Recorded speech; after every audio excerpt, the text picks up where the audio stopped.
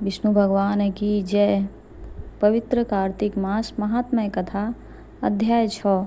नारद जी बोले, जब 2 घड़ी रात बाकी रहे तब तुलसी की मृत्तिका वस्त्र और कलश लेकर जलाशय पर जाए। कार्तिक में जहाँ कहीं भी प्रत्येक जलाशय के जल में स्नान करना चाहिए। गर्म जल की अपेक्षा ठंडे जल में स्नान करने से 10 गुना पुण्य होता है। उससे 100 गुना पुण्य बाहरी कुएं के जल में स्नान करने से होता है। उससे अधिक पुण्य बावरी में और उससे भी अधिक पुण्य पोखर में स्नान करने से होता है। उससे 10 गुना झरनों में और उससे भी अधिक पुण्य कार्तिक में नदी स्नान करने से होता है। उससे भी 10 गुना पुण्य वहाँ होता है जहाँ 2 नदियों का संगम हो, और यदि कहीं 3 नदियाँ का संगम हो तब तो पुण्य की कोई सीमा ही नहीं। स्नान से पहले भगवान का ध्यान करके स्नानार्थ संकल्प करना चाहिए। फिर तीर्थ में उपस्थित देवताओं को क्रमशः अर्घ्य, आचमनीय आदि देना चाहिए। अर्घ्य मंत्र इस प्रकार है, हे कमलनाथ आपको नमस्कार है, हे जलसाई भगवान आपको प्रणाम है, हे ऋषिकेश आपको नमस्कार है। मेरे दिए अर्घ्य को आप ग्रहण करें। बैकुंठ, प्रयाग तथा बद्रिकाश्रम में जहाँ कहीं भगवान विष्णु गए वहाँ उन्होंने 3 प्रकार से अपना पांव रखा था। वहाँ पर ऋषि, वेद, यज्ञों सहित सभी देवता मेरी रक्षा करते रहें। हे जनार्दन, हे दामोदर, हे देवेश, आपको प्रसन्न करने हेतु मैं कार्तिक मास में विधि विधान से ब्रह्म मुहूर्त में स्नान कर रहा हूँ। आपकी कृपा से मेरे सभी पापों का नाश हो। हे प्रभु, कार्तिक मास में व्रत तथा विधि पूर्वक स्नान करने वाला मैं अर्घ्य देता हूँ, आप राधिका सहित ग्रहण करें।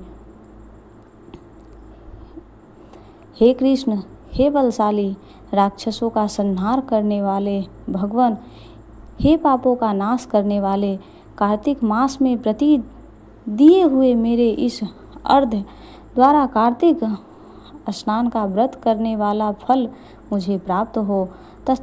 तत्पश्चात विष्णु, शिव तथा सूर्य का ध्यान करके जल में प्रवेश कर नाभि के बराबर जल में खड़े होकर विधि पूर्वक स्नान करना चाहिए। गृहस्थी को तिल और आंवले का चूर्ण लगाकर तथा विधवा स्त्री व यति को तुलसी की जड़ की मिट्टी लगाकर स्नान करना चाहिए। सप्तमी, अमावस्या, नवमी, त्रयोदशी, द्वितीया, दशमी आदि तिथियों को आंवला का तिल से स्नान करना वर्जित है। स्नान करते हुए निम्न शब्दों का उच्चारण करना चाहिए।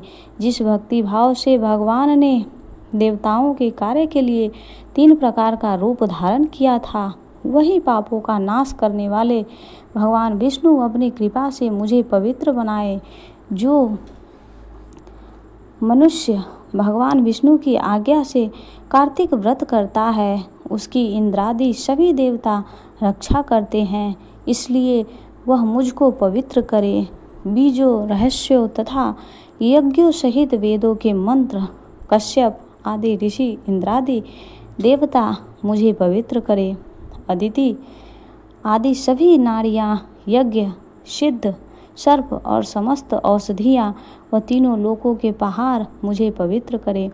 इस प्रकार कहकर स्नान करने के बाद मनुष्य को हाथ में पवित्री धारण करके देवता, ऋषि, मनुष्यों तथा पितरों का विधि पूर्वक तर्पण करना चाहिए। तर्पण करते समय तर्पण में जितने तिल रहते हैं उतने वर्ष प्रयत्न व्रती के पितृगण स्वर्ग में वास करते हैं। उसके बाद व्रती को जल से निकलकर शुद्ध वस्त्र धारण करने चाहिए। सभी तीर्थों के सारे कार्य से निवृत्त होकर पुनः भगवान विष्णु का पूजन करना चाहिए। तभी तीर्थों के सारे देवताओं का स्मरण करके भक्ति पूर्वक सावधान होकर चंदन, फूल और फलों के साथ भगवान विष्णु को फिर से अर्घ्य देना चाहिए। अर्घ्य के मंत्र का अर्थ इस प्रकार है, मैंने पवित्र कार्तिक मास में स्नान किया है। हे विष्णु, राधा के साथ आप मेरे दिए अर्घ्य को ग्रहण करें। तत्पश्चात चंदन, फूल और तांबूल आदि से वेद पाठी ब्राह्मणों का श्रद्धापूर्वक पूजन करें और बारंबार नमस्कार करें। ब्राह्मणों के दाएं पांव में तीर्थों का वास होता है, मुंह में वेद और समस्त अंगों में देवताओं का वास होता है। अपने कल्याण की इच्छा रखने वाले मनुष्य को इनका न तो अपमान करना चाहिए और न ही इनका विरोध करना चाहिए। फिर एकाग्र चित्त होकर भगवान विष्णु की प्रिय तुलसी जी की पूजा करनी चाहिए। उनकी परिक्रमा करके उनको प्रणाम करना चाहिए। हे देवी, हे तुलसी, देवताओं ने ही प्राचीन काल से तुम्हारा निर्वाण किया है और ऋषियों ने तुम्हारी पूजा की है। हे विष्णु प्रिया तुलसी, आपको नमस्कार है। आप मेरे समस्त पापों को नष्ट करो। इस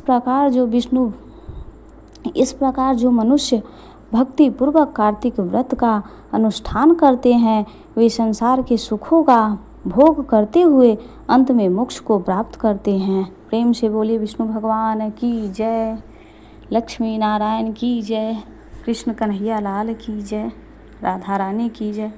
राधे राधे राधे राधे।